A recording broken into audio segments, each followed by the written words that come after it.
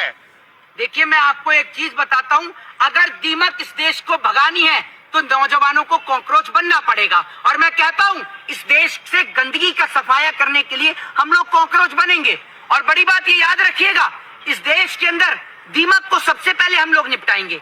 ये दीमक वो दीमक है जो पूरे देश को खोखला कर चुकी है। इस देश का गरीब आदमी इलाज कराता है और इस देश के नेता कहते हैं कि सरकारी अस्पताल बहुत अच्छे हैं, तो नेता और मंत्री और उनके बच्चों का इलाज सरकारी अस्पताल में क्यों नहीं होता? अगर देश की सरकार कहती है कि सरकारी स्कूल में अच्छी शिक्षा मिल रही है, तो नेताओं के बच्चे विदेश में किस लिए पढ़ने जा रहे हैं? देखिए, एक चीज मैं आपको बताऊं कि आज कॉकरोचों ने मिलकर जिस तरीके से देश की दीमक का सफाया करने का तय कर निर्णय लिया है, मैं आपको बता दूं, दीमक है इस देश के वो नेता जो भ्रष्टाचारी हैं, करप्शन खोर हैं, चोर हैं, बलात्कारी हैं, रेपिस्ट हैं, उनको सफाया करने के लिए इस देश के नौजवान को कॉकरोच बनना पड़ा।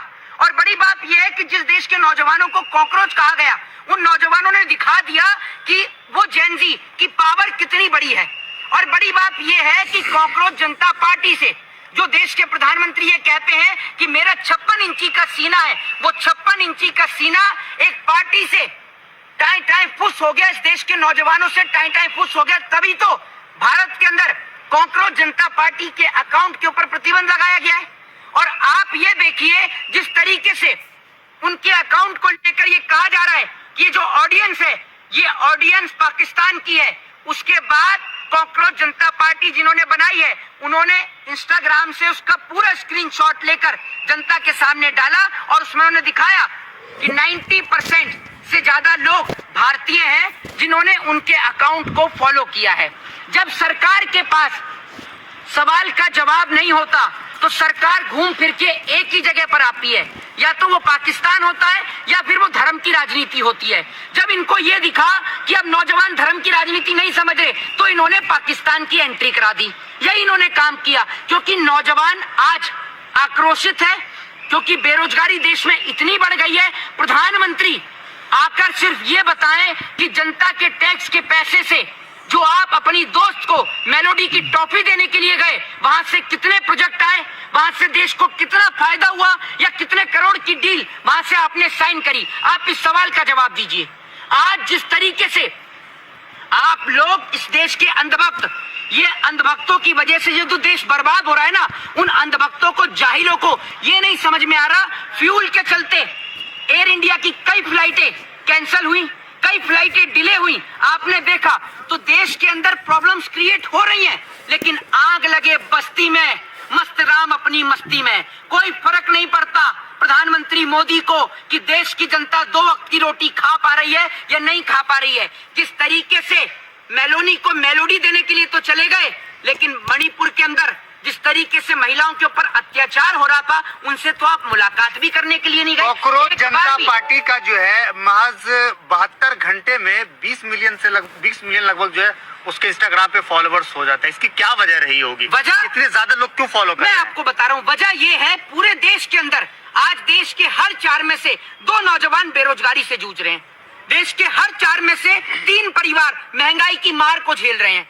बड़ी बात यह है, आप मुझे ये बताइए, नीट का इतना बड़ा पेपर लीक हुआ, इतना बड़ा पेपर लीक हुआ, क्या एक बार भी वो प्रधानमंत्री जो वहां टॉफियां दे रहा है, फोटो खिंचवा रहा है, एक बार भी उसने शिक्षा मंत्री का इस्तीफा मांगा?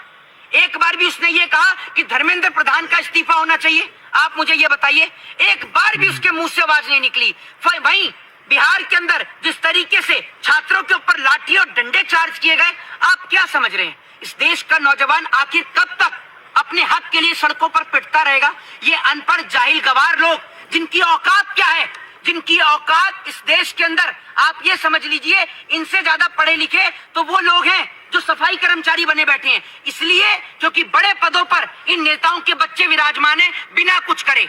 इनके बच्चे कॉकरोच के बहाने आप लोग कॉकरोच के बहाने आप लोग जो है तख्ता पलट करने की कोशिश कर रहे हैं। भाई साहब, पहली बात तो ये है, ना तो हम तख्ता पलट की बात कर रहे, हम सिर्फ ये कह रहे हैं कि जो सरकार देश के लोगों को आपस में लड़ा रही है, वो सरकार देश के नौजवानों को रोजगार क्यों नहीं देती? और हमारे सीधे सवाल है कि अगर सरकारी अस्पताल में जेनजी के बाद इन 4-5 मुद्दों पर जो मैं आज मुद्दे बोलना चाह रहा हूं। अगर सरकारी अस्पताल में इस देश का गरीब आदमी इलाज कराता है और इस देश के नेता कहते हैं कि सरकारी अस्पताल बहुत अच्छे हैं, तो नेता और मंत्री और उनके बच्चों का इलाज सरकारी अस्पताल में क्यों नहीं होता? अगर देश की सरकार कहती है कि सरकारी स्कूल में अच्छी शिक्षा मिल रही है, तो नेताओं के बच्चे विदेश में किस लिए पढ़ने जा रहे हैं? अगर इस देश के अंदर राजनीति गंदी है, तो नेताओं के बच्चे राजनीति में क्यों आ रहे हैं? पढ़े लिखे लोगों को राजनीति में क्यों नहीं आने दिया जा रहा? और अगर इस देश के अंदर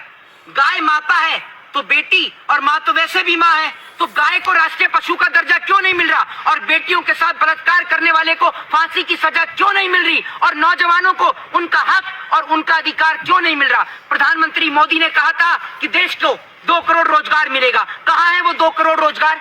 2 करोड़ रोजगार देना तो दूर की बात, 2 करोड़ से ज्यादा नौजवान आज मोदी सरकार के राज में बेरोजगार घूम रहे हैं। 2 करोड़ तो एक मामूली सा डाटा है, बिल्कुल मामूली सा डाटा। कई करोड़ लोग आज इस देश के अंदर बेरोजगार घूम रहे हैं। सरकार ने लोगों की स्थिति यह कर दी कि आज लोग आत्महत्या करने को मजबूर हैं। ये सरकार वो सरकार है जिनके बच्चे बिना क्रिकेट खेले वो स्वास्थ्य मंत्री बन गया। नीतीश कुमार का बेटा कहां से एमबीबीएस की डिग्री ली है? कहां से उसने होम्योपैथ की पढ़ाई की है या डॉक्टरी की पढ़ाई करी है? बताइए ना। साइंस में एडमिशन भी लिया है, वो हेल्थ मिनिस्टर बनकर बैठा है। कब तक और कितने समय तक हम इस देश के अंदर क्या मोहित शर्मा भी गुलामी करते रहेंगे? क्या मोहित शर्मा भी कॉकरोच है? देखिए, मैं आपको एक चीज बताता हूं, अगर दीमक इस देश को भगानी है तो नौजवानों को कॉकरोच बनना पड़ेगा। और मैं कहता हूं, इस देश से गंदगी का सफाया करने के लिए हम लोग कॉकरोच बनेंगे। और बड़ी बात ये याद रखिएगा, इस देश के अंदर दीमक को सबसे पहले हम लोग निपटाएंगे। ये दीमक वो दीमक है जो पूरे